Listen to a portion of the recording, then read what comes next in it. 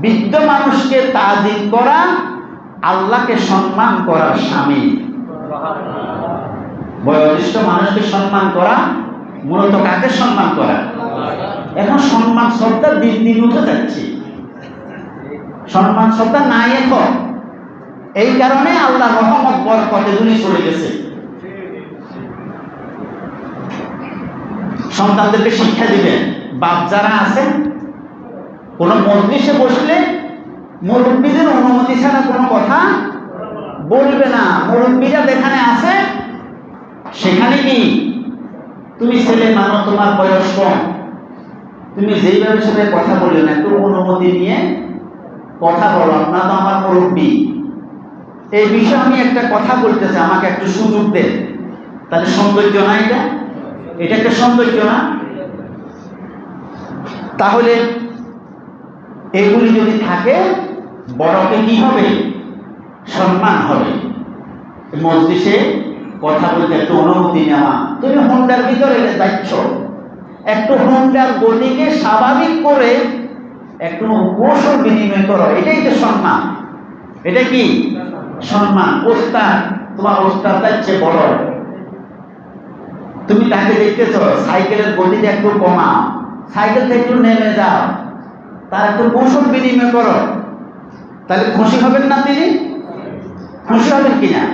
তাহলে এই বড়কে সম্মান করার জন্য কে নির্দেশ দিয়েছেন? বিশ্ব নবী জনাবে মুহাম্মদুর রাসূলুল্লাহ সাল্লাল্লাহু আলাইহি ওয়াসাল্লাম।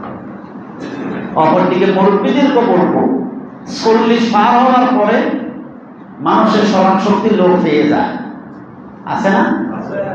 এখন রাসূল সাল্লাল্লাহু আলাইহি ওয়াসাল্লাম বলেছেন, মা খাবা মানিস্তাখারা ওয়ামা নাদেমা মানিস্তারা ওয়ামা নাদেমা মানিস্তাশারা।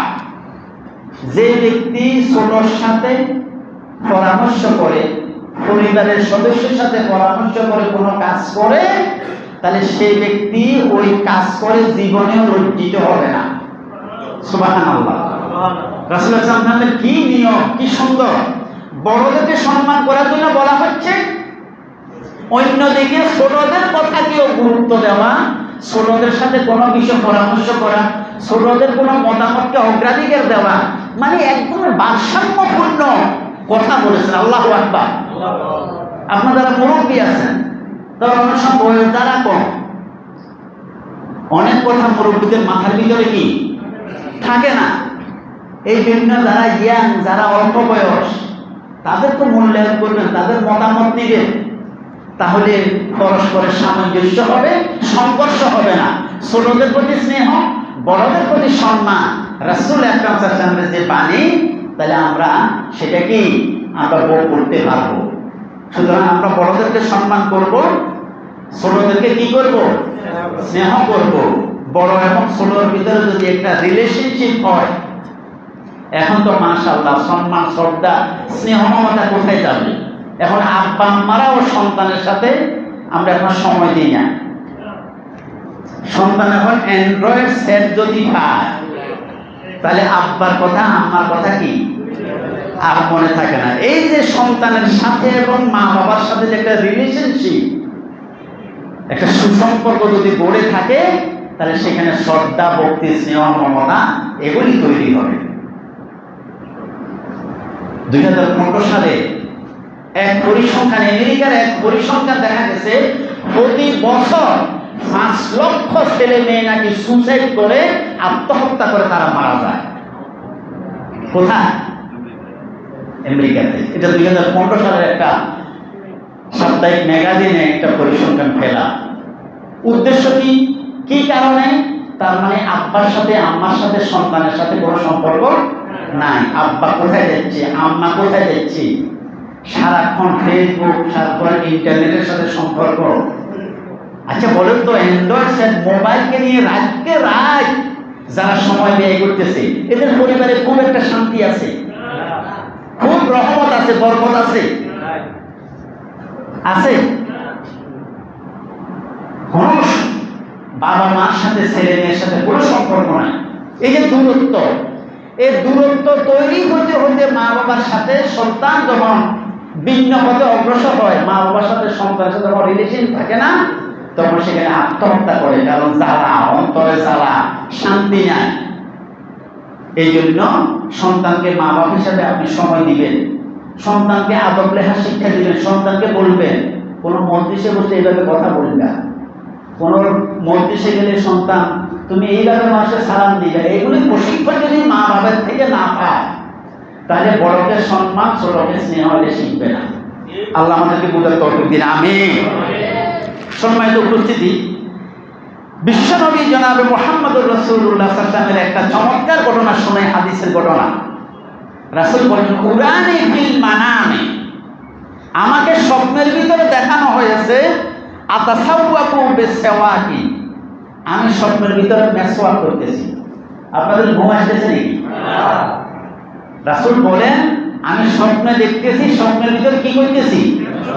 মেসওয়াক করতেছি। ফাজাআনি রাজুলান, এই স্বপ্নের ভিতরে আমার কাছে দুইজন ব্যক্তি আসলো, আহাদুহুমা আকবারু মিনাল আখার, দুইজনের ভিতরে একজন বড় আর একজন বয়সে কি?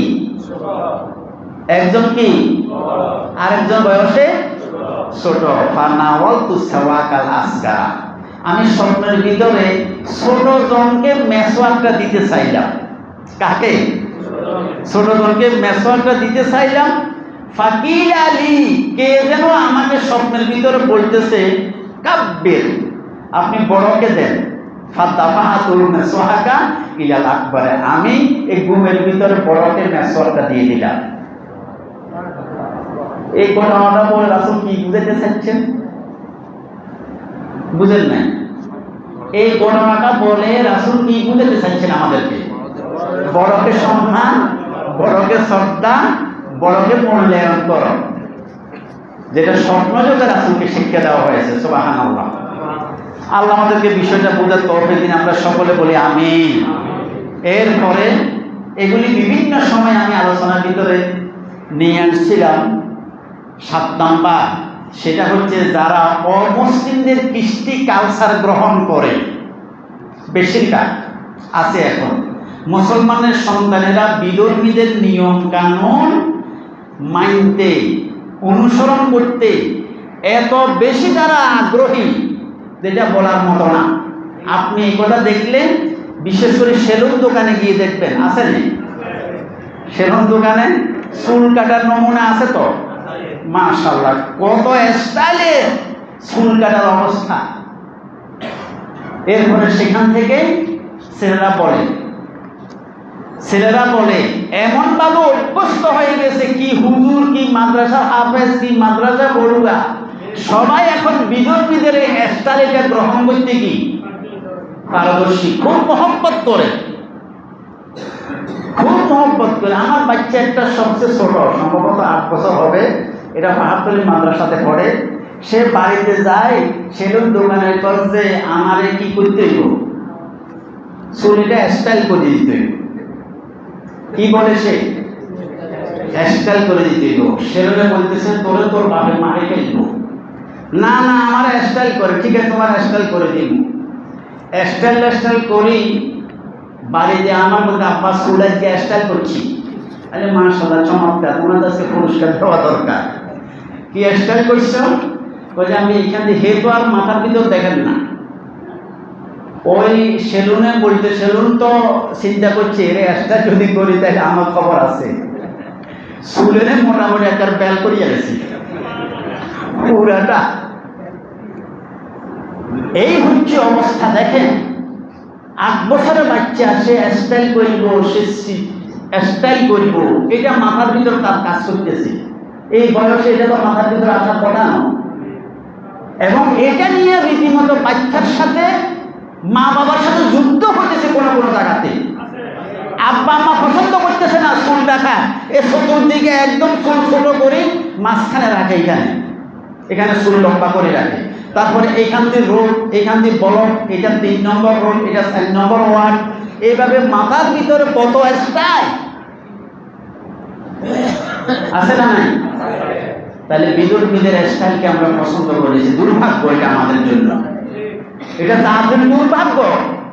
বিধর্মীর কৃষ্টি কালচার আমাদের কাছে পছন্দ লাগে। এরপরে বিয়ের ভিতরে দেখেন কত কথা, বিয়ের ভিতরে দেখেন আল্লাহু আকবার। গায়ে হলুদ আছে তো, গায়ে হলুদ তো সুন্নত না, কথা বলেন না।